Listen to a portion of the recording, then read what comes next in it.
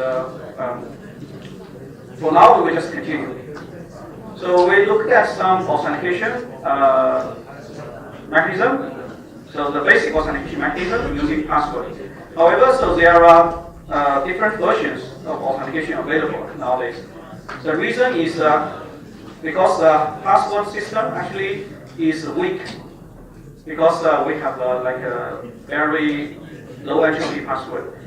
And on the other hand, so if you want to use the password for multiple systems, then it's not convenient, because if you use the same password, then one of them compromised, all the sites are compromised. But if you use a different set of password, then you need to memorize a different set of password for different websites or different accounts. Right. So in this case, actually both the user friendliness and also the security are not really good. So in this part, we will look at some way to enhance the security or usability. So we introduce some way that can increase, enhance, improve the security of the system without compromising user friendliness. Right. So the first one actually is quite straightforward one. So we can use the so-called master password or root password. If you use maybe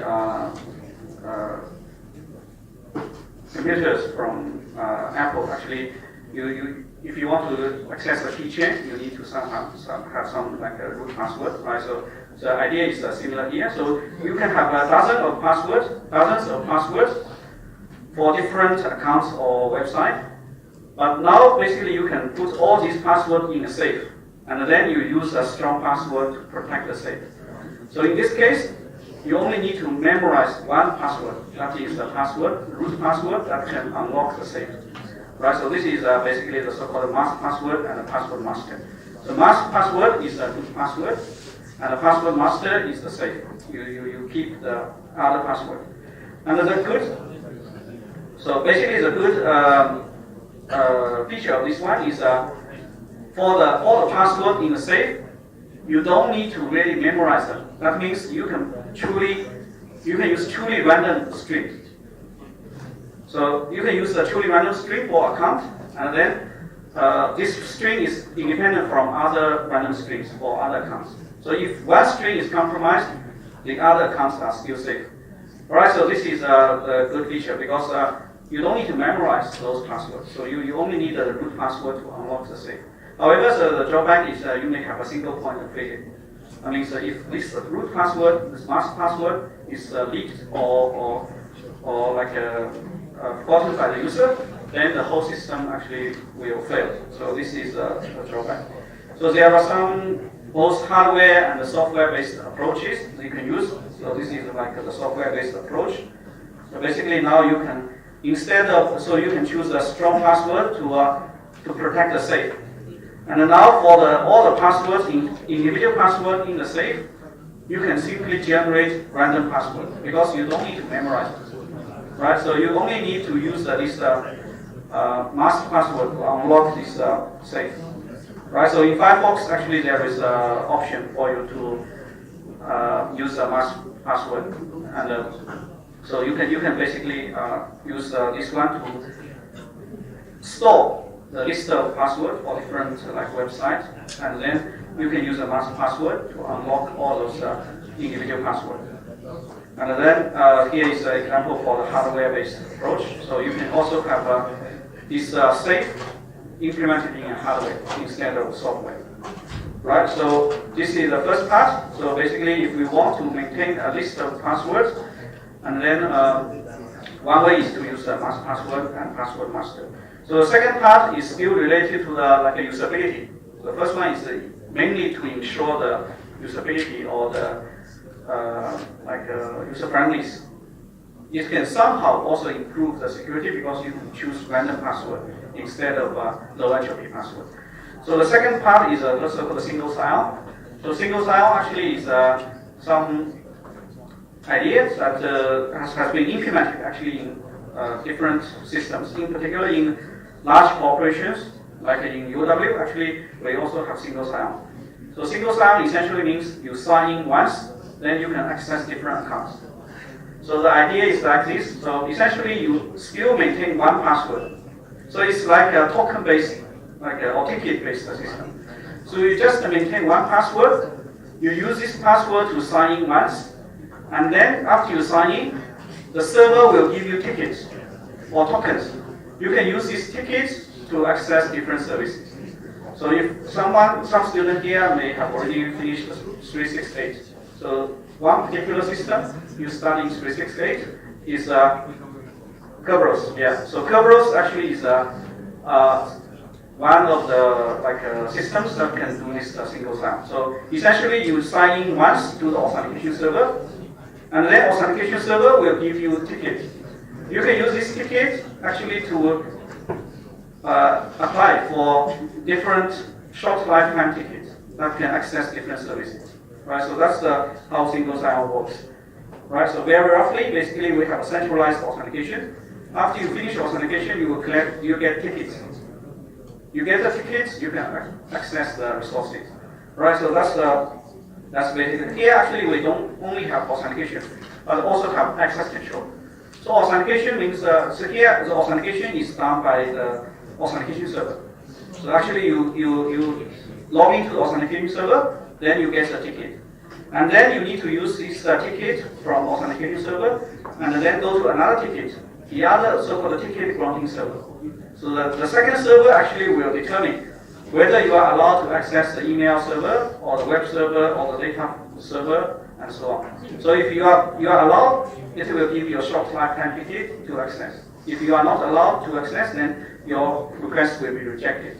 So in this case, although you are authenticated to the system, but you still may not be able to access some services because of the access control, right? So that's something you will study or you have already studied in 368. So actually, Microsoft also have this single sign-on. So this is the Windows Live ID. So, however, so it's not really well received by the end users. Okay, so Kerberos is another system you can use covered in 368. Right, so that's the second part. So single sign-on is again to enhance the usability of the password system. And the next topic we will look at is multi-factor authentication. So this part also contains the one-time password system, right? Multi-factor, basically, if you still remember, we can use different bases or factors for authentication. You can use something you know, something you have, something you are, and so on. Right? So password is something you know. You can combine it with something like you have or something you are to increase the security level. Right? So nowadays, actually, this kind of multi-factor authentication is widely applied in different applications. So essentially, even if the password is compromised, so the password attacker tries to do the brute force and so on, but the attacker actually still cannot log in because there is a missing factor. So we can have 2-factor, 3-factor, and so on. All right, so 2-factor is actually the most common one. So we can use something you have and something you know to form the 2-factor authentication. So for example, nowadays in the banking system, so you basically, if you want to do e-banking, you need to have a password, and you also need to have a hardware, like a DBS, like a Citibank, they give you a small token, right? So this token actually can do multiple functions. For example, it can be a one-time password generator. So every time you want to log in, you need to supply your long-term password, and then you need to press this button to generate a one-time password. So in this case, you need to have the knowledge of your long-term password, and also need to have you need to physically possess this device in order to generate a one-time password. So this is one example. So these are some old versions of device. So this kind of device can only do login, so one-time password login. But nowadays the devices are more advanced, so they can even do the authorization of transaction, right? So they can do the one-time password to login. They can also do authorization. When you do some transaction, actually you can use this device to generate authorization code. So only when you provide the correct, for example, you need to provide again your password, and you also need to provide the authorization code. Then you can finish the transaction. So this kind of device actually now are used. However, so there are some. So if we use two-factor authentication, for example, if we use hardware token together with your password, actually it cannot address, even the two-factor authentication cannot address some of the problems. For example, so of course it can address the eavesdropping, like or like a brute force of the password, because in this case you need to have a second factor to authenticate. However, it does not address, for example, Trojan horse. Right? So, for example, some web Trojan actually they will capture the information whenever the user wants to visit some, for example, website. So, for example, the Trojan horse installed in the victim's machine, the monitor. Whenever the user visits some like a website, so this is called web Trojan. Right? So it can just, for example, it can produce a pop-up window, and then the pop-up window will ask you to give the username password.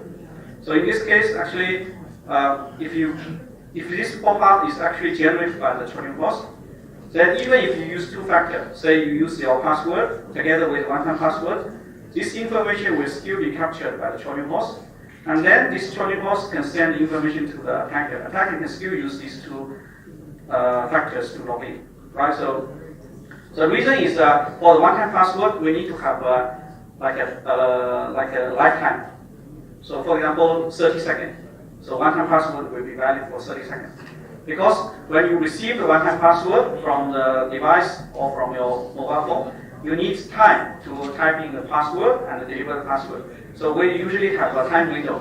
So if during that time window, like the Trojan horse can collect, basically you need to type in your password and one-time password through the keyboard.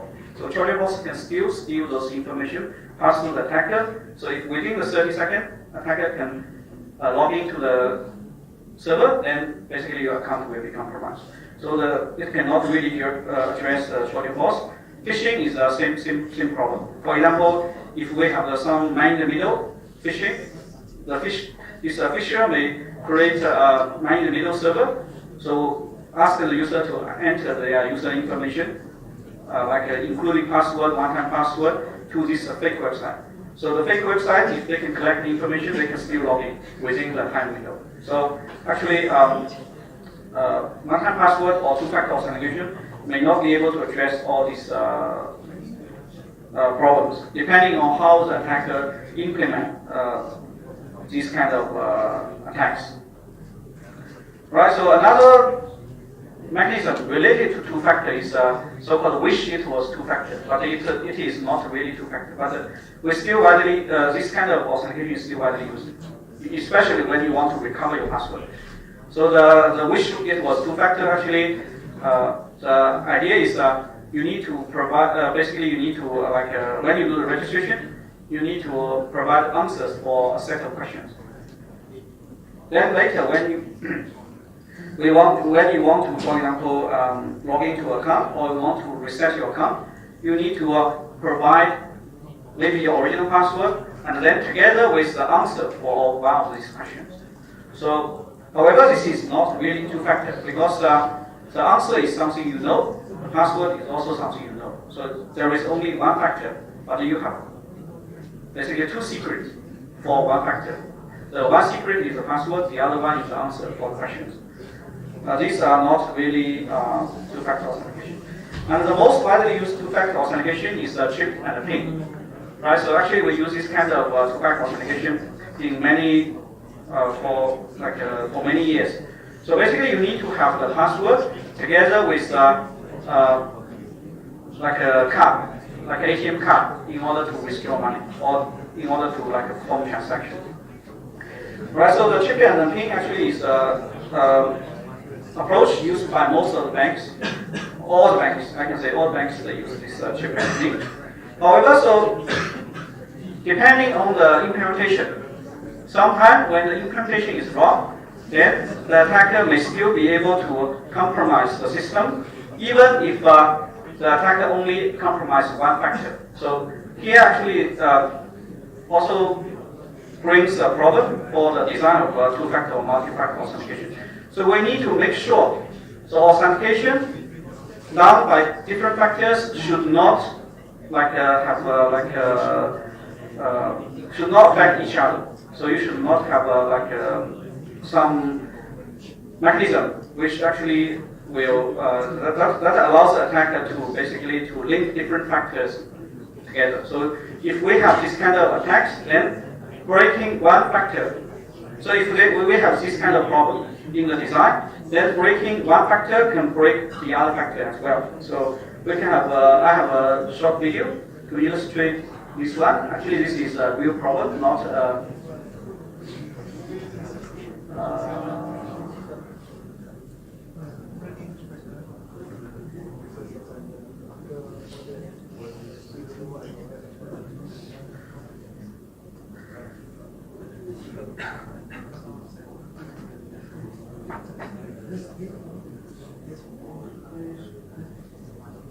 one kind or another, on a credit card or a debit card. Now a team of computer scientists at Cambridge University has found a flaw in the chip pin, so serious they think it shows the whole system needs a rewrite. Our science editor Susan Watt has the story.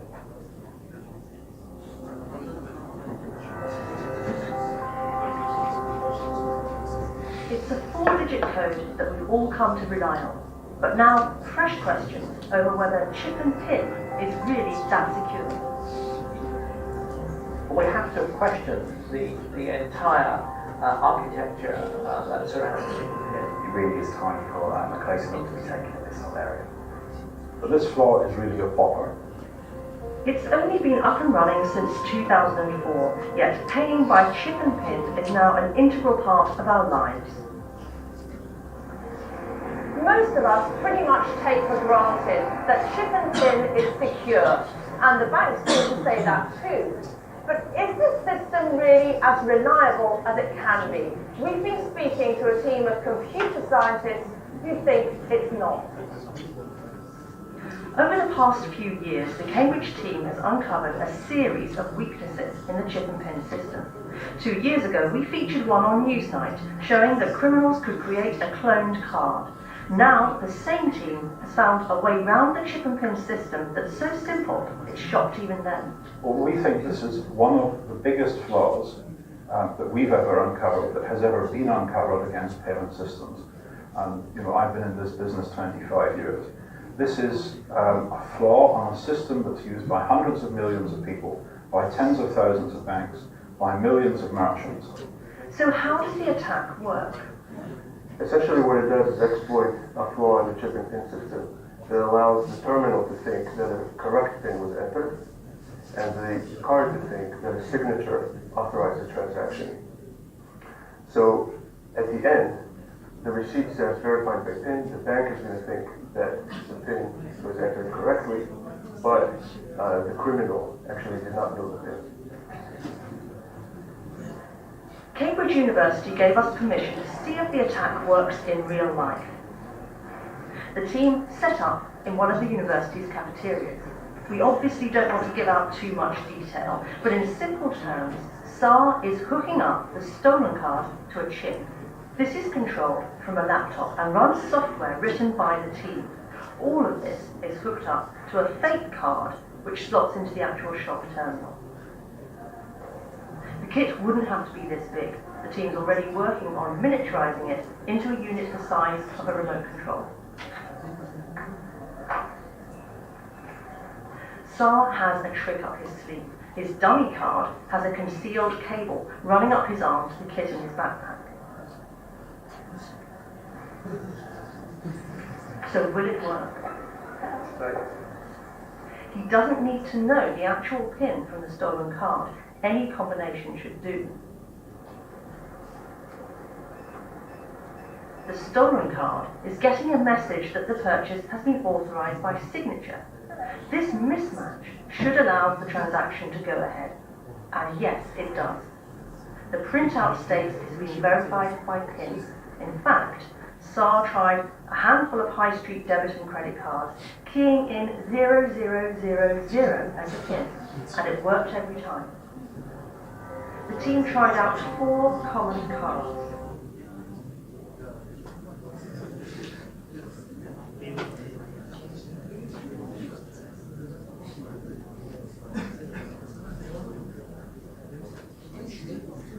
Okay, so actually the flaw in this design actually is very simple.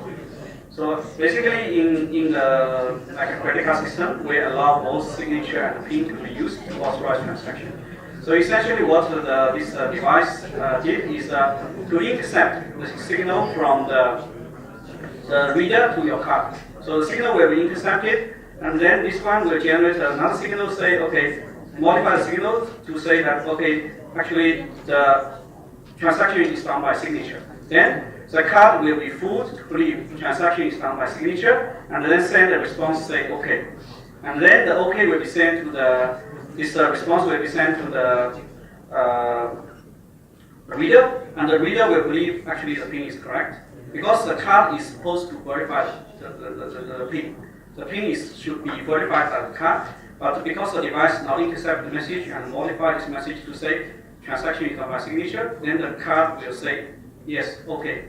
Then actually the reader will believe the card successfully verified the PIN, but actually it's not. So the flaw inside the design actually is not that complicated. So, but unfortunately, so there is no maybe when people design this kind of system, they didn't maybe invite sufficient many secret experts to look at their design. Right. So anyway, so nowadays actually in Australia we don't allow signature to be used with credit card transaction. We only allow we eliminate the signature-based authorization. We only allow PIN to be used. This will basically remove the confusion. So there is no confusion. So the card will not basically accept any signal saying done by a signature, transaction done by signature. So it must verify the PIN in order to do the verification. Right, so that's one example. So this is another chip and PIN device, but it's not the one we saw in the video. So this is basically something that allows you to do authorization of transaction. For example, you can insert a card and then you key in the PIN, and then now basically this device can be used to generate either one-time password or the authorization code that can be used to authorize transactions.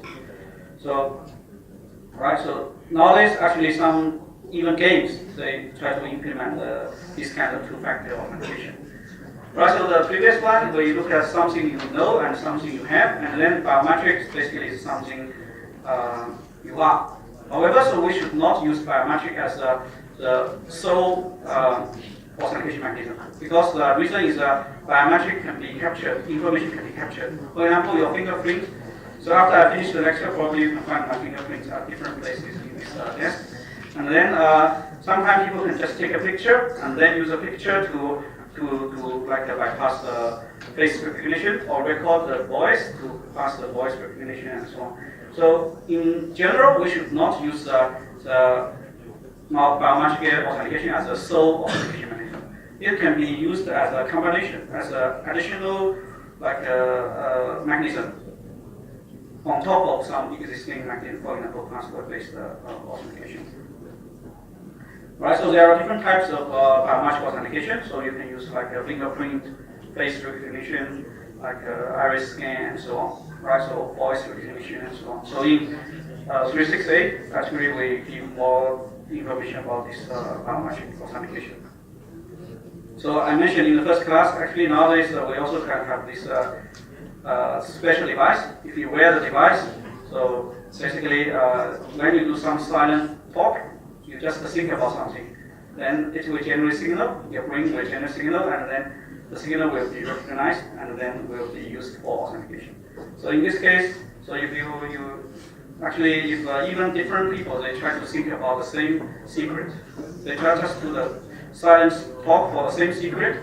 The signal is different because each one has a different brain, so the signal is different. So that basically is also some sort of two-factor authentication. So the secret, something you silently talk is the secret you know, and then the signal is generated by the brain, which is something you are. So that's another example. So besides the two-factor, we also have two-channel. Two-channel means you use two communication channels. But there can be overlap between these two types of authentication. For example, if you use a smartphone to receive one-time password, then in this case we have both two-factor and two-channel. So the two-factor include the password you know and also the smartphone you have. And the two-channel now include both the computer network channel and also the telecommunication channel. For example, the 4G network. Right? So you have two channels to receive or send the secret. The two secrets. One is from the smartphone, one is from your memory. So the last part about authentication is capture, but the capture actually is not just for, it can be used for authentication, but it actually is more useful for denial service attack. Basically, capture is some mechanism allow us to distinguish a human from a machine, right? So if you go to some website, so sometimes they will ask you to recognize, for example, some words in a picture, and then you need to type the words to prove you are human, not a machine. So in this case, we can prevent denial service attack. So we will look at denial service attack later, because for denial service attack, the attacker may use a machine to generate a lot of requests. So in this case, actually, such kind of request, like a huge amount of requests, can overwhelm a target. So to prevent this kind of attack, basically we can use capture. So capture can basically be used to distinguish whether this is a machine or a human, because we use some mechanism that cannot be solved by machine, but can be easily solved by human. For example, we use in the old capture system, we use some distorted picture.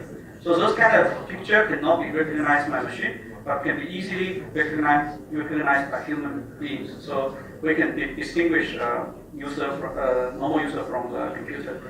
And then, of course, you can also embed authentication inside. For example, the capture can display a picture. The picture contains a challenge. So you have a hardware token. You key in this challenge. It's maybe the numbers displayed in the picture.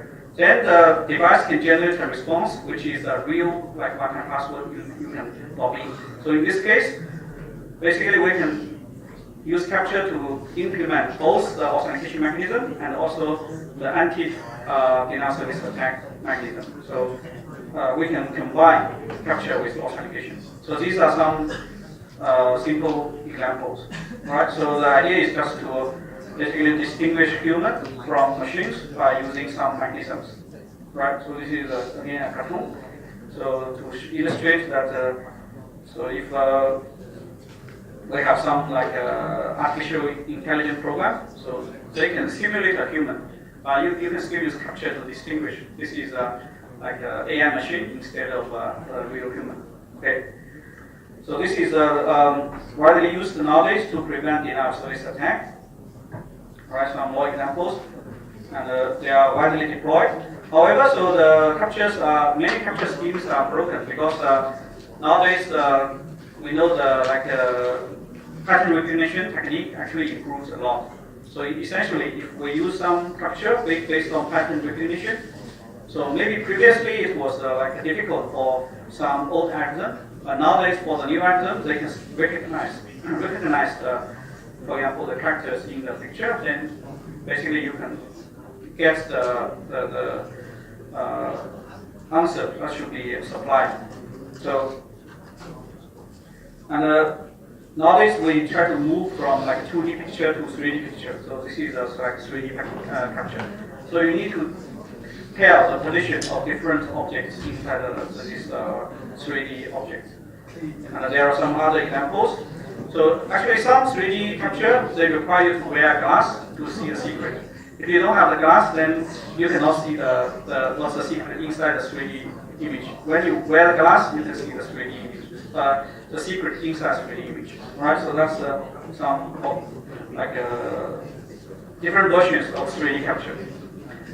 Right, so if you are interested, you can go to this website. They provide a lot of resources available to develop the capture system. So you can implement the capture by using the resources in this slide. On the other hand, this slide provides ways to break captures. So one is to provide ways to implement capture in your home website. The other one is to break the captures. Okay, so we finished this second part. So we will have a break. So we have a 20 minutes break.